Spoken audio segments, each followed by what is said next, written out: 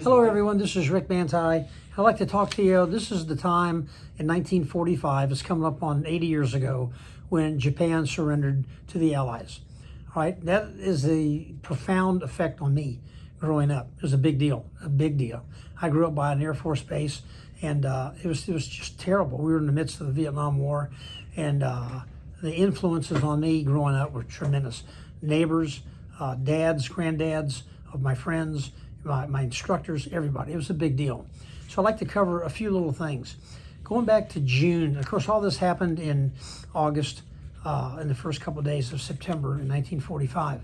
But go back to April, and they had the Potsdam Conference right outside of Berlin.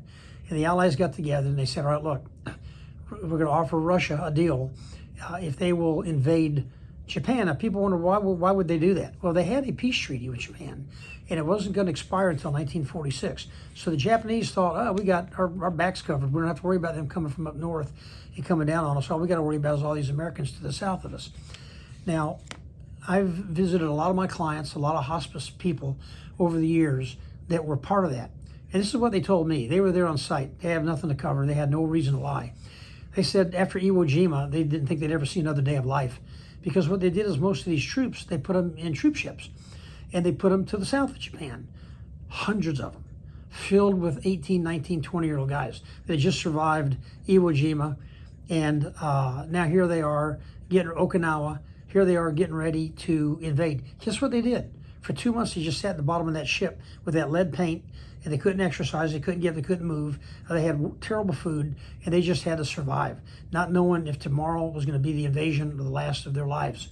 The vast majority of them hated the Japanese till the day they died. Now, there were some that got over it, but most did not. I had a client that I went and saw with my daughter about 5 years ago. This guy was he was a sharpshooter for the flamethrowers on Iwo Jima.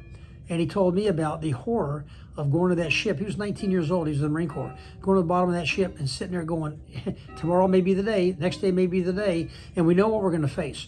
We're going to be facing these Japanese that are absolutely kamikaze. They want to die. They want to die. They're not afraid of dying. They want to die. And that's who we're going to have to fight, millions of them. And look what we just went through in these two islands. And now we're going to go to the homeland?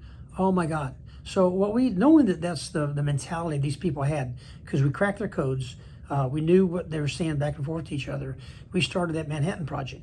Now, it was kind of apparent from the very beginning it wouldn't be done in time for VE Day against Europe and the Germans. It was going to be more towards Japan.